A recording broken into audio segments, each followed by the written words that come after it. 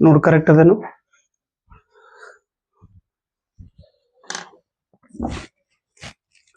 ಕಾಣಿಸ್ತೀನಿ? ಕರುನಾಡಿಗೆ ನಮಸ್ಕಾರ. ನಾನು ನಿಮ್ಮ ಧನಯ್ಯ ಸರ್, ಊರು ತೋಳನೂರು, ತಾಲೂಕು ಅಕ್ಕಲಕೋಟ್, ಜಿಲ್ಲೆ ಸೊಲ್ಲಾಪುರ್. ಕೆಸೆಟ್ 2026 ಪತ್ರಿಕೆ 1. ಇದರಲ್ಲಿ ಫಸ್ಟ್ ಚಾಪ್ಟರ್ ಟೀಚಿಂಗ್ ಅಪ್ಟಿಟ್ಯೂಡ್, ಬೋಧನಾ ನೈಪುಣ್ಯತೆ, ಬೋಧನಾ ಸಾಮರ್ಥ್ಯ. ಟೀಚಿಂಗ್ ಅಪ್ಟಿಟ್ಯೂಡ್ ಈ ಚಾಪ್ಟರ್ದಲ್ಲಿ ಬರುವ 100 ಅಂದ್ರೆ 100 ಕನ್ಸೆಪ್ಟ್ ಅನ್ನ ನಿಮ್ಗೋಸ್ಕರ ತೆಗೆದುಕೊಂಡು ಬಂದಿದ್ದೇನೆ.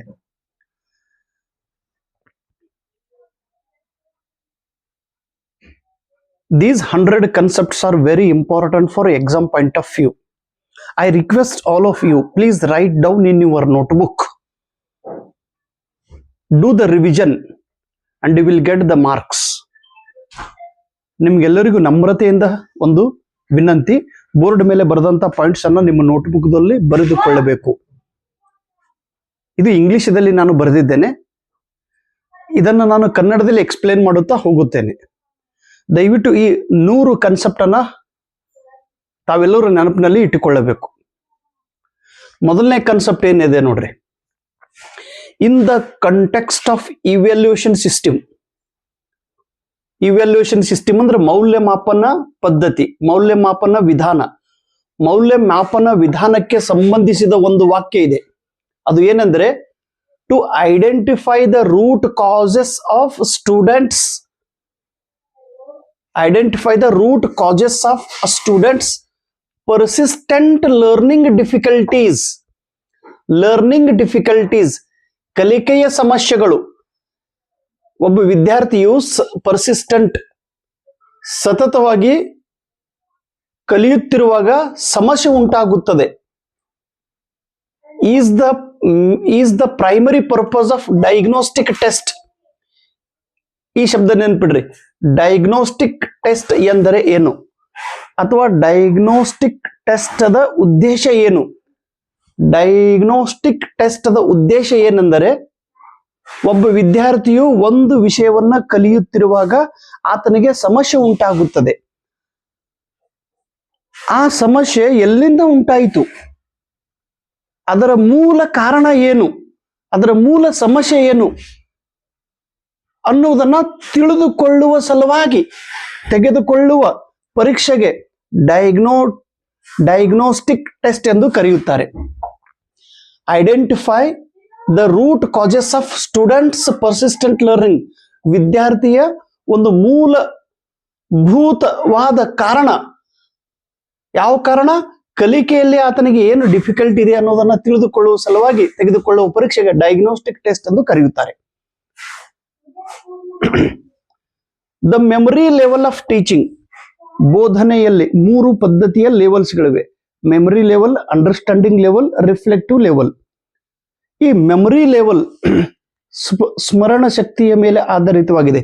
Memory level of teaching is primarily focused on fostering the retention and recall of factual information. Memory level of teaching ಇದು ಯಾವ ಘಟನೆ ಮೇಲೆ ಆಧಾರಿತವಾಗಿದೆ? It is primarily focused. ಇದು ಯಾವ್ದ್ರ ಮೇಲೆ ಡಿಪೆಂಡ್ ಆಗಿದೆ?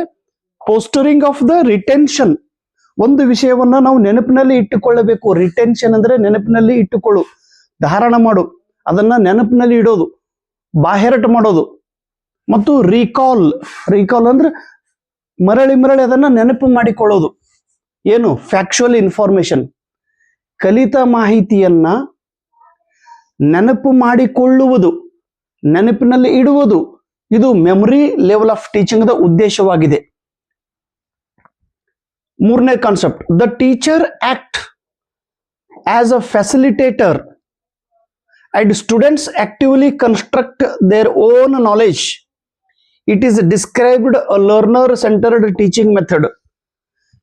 ಲರ್ನರ್ ಸೆಂಟರ್ಡ್ ಟೀಚಿಂಗ್ ಮೆಥಡ್ ವಿದ್ಯಾರ್ಥಿ ಕೇಂದ್ರಿತ ಬೋಧನಾ ವಿಧಾನ ಎಂದರೆ, ವಿದ್ಯಾರ್ಥಿ ಕೇಂದ್ರಿತ ಬೋಧನಾ ವಿಧಾನ ಎಂದರೆ ಶಿಕ್ಷಕರು ವಿದ್ಯಾರ್ಥಿಗಳಿಗೆ ಫೆಸಿಲಿಟೇಟರ್ ಆಗಿ ಕೆಲಸ ಮಾಡುತ್ತಿರುತ್ತಾರೆ. ಟೀಚರ್ಸ್ ಕೆಲಸ ಏನು? ಆಸ್ ಎ ಫ್ಯಾಸಿಲಿಟೇಟರ್, ವಿದ್ಯಾರ್ಥಿ ಕಲಿಯುವ ಸಲುವಾಗಿ ಏನು ಬೇಕೋ ಅದನ್ನೆಲ್ಲ ಸೌಲಭ್ಯ ಒದಗಿಸಿಕೊಡುವುದು ಮತ್ತು ವಿದ್ಯಾರ್ಥಿಗಳು ಸ್ವತಃ ಸಕ್ರಿಯವಾಗಿ ಜ್ಞಾನದ ರಚನೆಯನ್ನು ಮಾಡುತ್ತಾರೆ.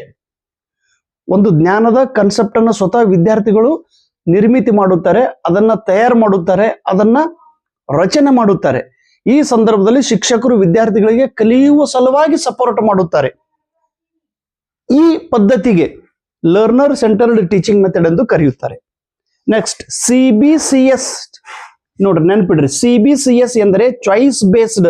ಸಿ ಅಂದ್ರೆ choice based credit system. Choice based credit system ಇದು it is a new system of evaluation. ಇದು ಒಂದು ಹೊಸ ಪದ್ಧತಿಯ ಮೌಲ್ಯಮಾಪನ ಪದ್ಧತಿಯಾಗಿದೆ, ವಿಧಾನವಾಗಿದೆ. That focuses on providing grades.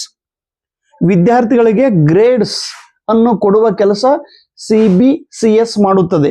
ಅಥವಾ ವಿದ್ಯಾರ್ಥಿಗಳಿಗೆ credits based on the students performance. ವಿದ್ಯಾರ್ಥಿಗಳ ಒಂದು ಪರ್ಫಾರ್ಮೆನ್ಸ್ ಅನ್ನು ನೋಡಿ, ವಿದ್ಯಾರ್ಥಿಗಳ ಕಾರ್ಯಕ್ಷಮತೆಯನ್ನು ನೋಡಿ, ವಿದ್ಯಾರ್ಥಿಗಳ ಕೆಲಸ ನೋಡಿ ವಿದ್ಯಾರ್ಥಿಗಳಿಗೆ ಕ್ರೆಡಿಟ್ ಕೊಡುವುದು, ವಿದ್ಯಾರ್ಥಿಗಳಿಗೆ ಗ್ರೇಡ್ ಕೊಡುವ ಕೆಲಸ ಈ CBCS ಪದ್ಧತಿಯಲ್ಲಿ ಮಾಡಲಾಗುತ್ತದೆ. ನೆಕ್ಸ್ಟ್ 5ನೇ concept, a teacher uses a varieties of traditional and modern teaching aids.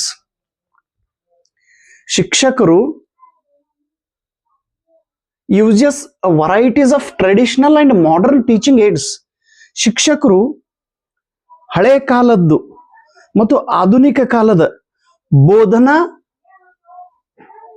ಸಾಹಿತ್ಯಗಳನ್ನ, ವಿವಿಧ ಪ್ರಕಾರದ ಬೋಧನಾ ಸಾಹಿತ್ಯಗಳನ್ನ ಉಪಯೋಗಿಸುತ್ತಾರೆ. ಯಾವ teaching AIDS? accessing an online digital library. Accessing an online digital library for research is an example of an ICT based support system for teaching.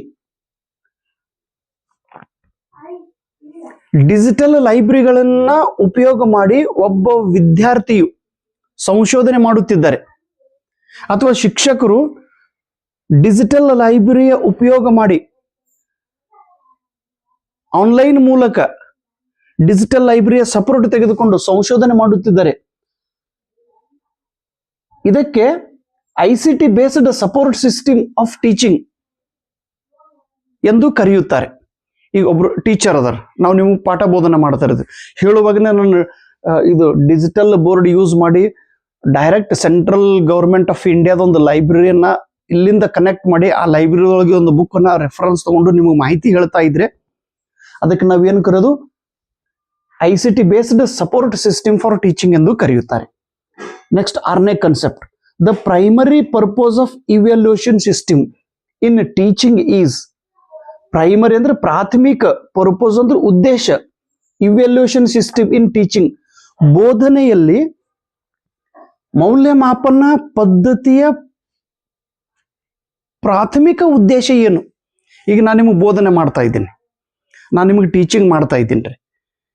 ಈ teaching ಮಾಡುವಾಗ ನಾನು evaluation method ಅನ್ನ ಉಪಯೋಗ ಮಾಡಿದರೆ, ಇವ್ಯಾಲ್ಯೂಯೇಷನ್ ಸಿಸ್ಟಮ್ ಅನ್ನು ಉಪಯೋಗ ಮಾಡಿದರೆ, ಮೌಲ್ಯಮಾಪನ ಪದ್ಧತಿಯನ್ನು ನಾನು ಉಪಯೋಗ ಮಾಡಿದರೆ ಅದರ ಪ್ರಮುಖ ಉದ್ದೇಶ ಏನು? To measure the effectiveness of teaching learning process. ನಾನು ಕಲಿಸಿದ್ದು, ನೀವು ಕಲಿತಿದ್ದು ಎಷ್ಟು ಪರಿಣಾಮಕಾರಿಯಾಗಿದೆ ಅನ್ನುವುದನ್ನ ಚೆಕ್ ಮಾಡುವ ಸಲುವಾಗಿ, ಎಣಿಕೆ ಮಾಡುವ ಸಲುವಾಗಿ, ಮೇಜರ್ಮೆಂಟ್ ಮಾಡುವ ಸಲುವಾಗಿ ನಾವು ಇವ್ಯಾಲ್ಯೂಯೇಷನ್ ಸಿಸ್ಟಮ್ ಅನ್ನ ಉಪಯೋಗ ಮಾಡುತ್ತೇವೆ. ಪಾಠ ಬೋಧನೆ ಮಾಡುವಾಗ ಇವ್ಯಾಲ್ಯೂಯೇಷನ್ ಸಿಸ್ಟಮ್ ಅನ್ನ ಏಕೆ ಉಪಯೋಗ ಮಾಡುತ್ತೀವಿ? ಬೋಧನೆ ಮತ್ತು ಕಲಿಕೆ ಇದು ವ್ಯವಸ್ಥಿತ ಆಗಿದೆಯೋ ಇಲ್ಲೋ ಎಂಬುದನ್ನು ತಿಳಿದುಕೊಳ್ಳುವ ಸಲುವಾಗಿ ಇವ್ಯಾಲ್ಯೂಯೇಷನ್ ಸಿಸ್ಟಮ್ ಅನ್ನು ಉಪಯೋಗ ಮಾಡುತ್ತಾರೆ. ನೆಕ್ಸ್ಟ್ 7ನೇ concept, a teacher uses a lecture method. A teacher uses a lecture based approach where the teacher talks and students listen.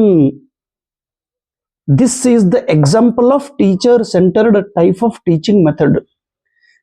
ಶಿಕ್ಷಕ ಕೇಂದ್ರಿತ ಬೋಧನಾ ವಿಧಾನ ಎಂದರೆ ಈ ವಿಧಾನದಲ್ಲಿ ಶಿಕ್ಷಕರು ಲೆಕ್ಚರ್ ಮೆಥಡ್ ಅನ್ನು ಉಪಯೋಗಿಸುತ್ತಾರೆ. ಪ್ರವಚನ ಪದ್ಧತಿಯನ್ನ ಉಪಯೋಗಿಸುತ್ತಾರೆ. ಲೆಕ್ಚರ್ ಮೆಥಡ್ ಅನ್ನ ಯೂಸ್ ಮಾಡುತ್ತಾರೆ. Lecture based approach where the teacher talks. ಶಿಕ್ಷಕರು ಸತತವಾಗಿ ಒಂದು ವಿಷಯದ ಬಗ್ಗೆ ಹೇಳುತ್ತಾ ಇರುತ್ತಾರೆ ಮತ್ತು ಸ್ಟೂಡೆಂಟ್ಸ್ ಲಿಸನ್. ಶಿಕ್ಷಕರು ಹೇಳುವಾಗ ವಿದ್ಯಾರ್ಥಿಗಳು ಅದನ್ನ ಆಲಿಸುತ್ತಾರೆ. ಈ ಪದ್ಧತಿಯ ಒಂದು ಬೋಧನಾ ವಿಧಾನಕ್ಕೆ ಟೀಚರ್ ಸೆಂಟರ್ಡ್ ಟೀಚಿಂಗ್ ಮೆಥಡ್ ಎಂದು ಕರೆಯುತ್ತಾರೆ. Thank you. ನಮಸ್ಕಾರ.